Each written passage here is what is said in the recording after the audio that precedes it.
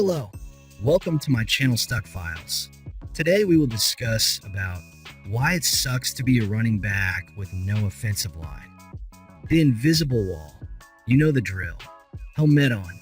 Play is called. You line up in the backfield, heart pounding like a drum. The ball is snapped, and boom, chaos. The hole you were supposed to run through doesn't exist. The defenders? Already in your face. You've barely secured the handoff, and someone twice your size is wrapping you up like it's a personal vendetta. No time to cut. No room to juke. No chance to breathe. This is the reality for a running back without an offensive line. You're not hitting gaps. You're getting hit in gaps that never opened. And when the play fails, guess who gets the blame? They'll say you're too slow. You lack power. You missed a read. But the truth? You never had a shot. In this episode of StuckFiles, we break down the harsh, thankless grind of being a back with zero protection. The brutal side of football that never makes the highlight reel. This isn't just tough. This is torment.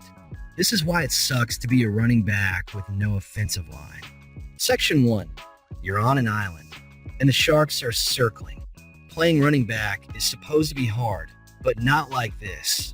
Without a solid offensive line, it's not football. It's survival. Every snap feels like a setup. You're expected to run through walls, but the walls are closing in before you even touch the ball. Your guards get tossed like ragdolls. Your center whiffs on the nose tackle. The defense? They're already celebrating by the time you're taken down for another loss.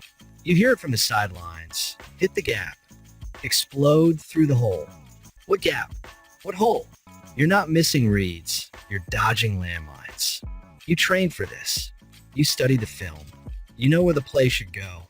But every time, it collapses before it starts. You don't have space to shine. You barely have space to survive. And still, they judge you by the yards you didn't get, not the blockers you never had. This isn't a team effort. This is a man left alone with 11 others trying to bury him.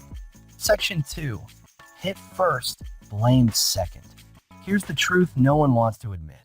When a play breaks down, it's always easiest to blame the running back. Fans don't rewind the tape. Analysts don't highlight the missed block. Coaches don't get on the lineman who got bulldozed.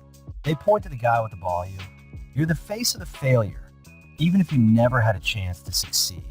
You could be getting hit 2 yards behind the line every play, and still the post-game take will say he's not producing. He's not explosive enough. He can't carry the load. Carry what? The entire offense? Because that's what it feels like. You're expected to break tackles, extend plays, spark momentum, all while getting blasted the moment the ball touches your hands. The worst part? You start blaming yourself. You start to think maybe you aren't good enough. Maybe the whispers are right. You question your vision, your burst, your toughness. But deep down, you know it's not you. It's the system crumbling around you. And still, you lace up your cleats and prepare to take the punishment again. Why? Because you have no choice. Section 3. The body breakdown. You can only take so many hits before your body starts talking back. And when you're running back with no offensive line, the conversation turns into screaming. Your shoulders stay sore. Your knees always ache. Your ribs feel like they've been through a car crash. There's no such thing as a clean play. Every snap is punishment. Every tackle is a reminder you're not protected. Most players take hits after gaining 5 yards. You're taking them the second you touch the ball. And it's not just the physical pain. It's the mental toll. You start hesitating. Your instincts dull. You lose half a second in decision-making because you're constantly bracing for contact, not reading the field, just anticipating impact. You start second-guessing everything. Is this the play I don't get up from? Is this the week I finally break down? Your body isn't just tired. It's deteriorating. And the league doesn't wait for damaged goods. Once you slow down, even a little, they'll place you. And nobody remembers the beatings you took behind that paper-thin line. No one thanks you for surviving what should have broken you. They just call it decline. But that decline, it started the first time you were left unblocked, alone, and got drilled into the turf. And it's been building ever since. Section 4. In no glory, all grit. Running backs live off momentum. The crowd rising as you burst through the hole. Jukes that break ankles. Touchdowns that electrify a stadium. But with no offensive line, you don't get momentum. You get mud. You're grinding out 2-yard gains that feel like battles. You're dragging defenders just to stay out of the red zone. And when you finally break through for a decent run, crickets. No highlight reel. No celebración. Just a reset and an other broken play waiting for you. And the quarterback, he's protected. Cameras love him. Analysts defend him. Even when he throws picks or takes sacks, someone will blame the receivers, the scheme, anything but him.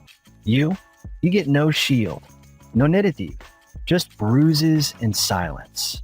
You do the dirty work. You carry the weight. But you get no credit unless you pull off some things superhuman. And even then, they'll say it was lucky or bad defense. You're not asking for glory, just respect. But respect is hard to earn when every step forward feels like crawling uphill through glass. Because in this game, if you don't score, you disappear. And with a broken line in front of you, disappearing happens fast. Section 5. The mental toll of always being last. At some point, it stops being physical. The hits don't just bruise your body, they start to crack your mind. You begin to wonder, why am I the only one fighting for inches? Why does nobody see how hard I'm trying? How long can I keep doing this? The mental wear is worse than the physical beatdown. Because no matter how many times you watch the tape, you see the same thing. Missed blocks. No push up front. Zero help. But the critics, they don't watch that part. They just see a guy averaging 2.3 yards per carry and label you washed. And it gets to you. You hesitate on cuts. You second guess reads. You start running to survive, not to win. You stop trusting the line. And slowly you stop trusting yourself. You feel yourself slipping from the game mentally, and it terrifies you. Because if your head's not right, nothing else works.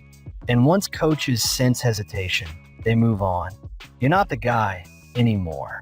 You're a rotation piece, then a veteran presence, then a name at the bottom of a depth chart. And through it all, you carry the same secret. It wasn't you. It was never you. You just never had a damn chance. But no one sees that. Not on the stat sheet, not in the headlines, and definitely not in the contracts. You played the game with heart, took the hits with grit, but without protection, even the strongest break. As we deeply discussed everything in all 5 sections. So now you know, being a running back is supposed to be about power, speed, instinct, and heart. But without an offensive line, it becomes something else entirely, survival. You're not remembered for what you fought through. You're judged by what the scoreboard says, by how many yards you didn't get, by how fast they placed you.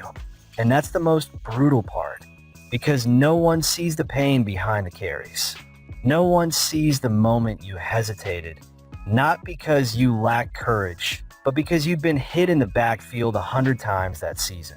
No one sees the invisible wall that never showed up to block for you. They just say, he's not elite. He fell off. Next. But behind every failed running back with poor numbers is a guy who gave everything and got nothing in return. So when I talk about busts, when I mock careers that didn't pan out, remember this. Sometimes the player wasn't the problem. Sometimes the system failed the one guy who was willing to fight for every inch without ever getting one back. This was why it sucks to be a running back with no offensive line. Only on StuckFiles.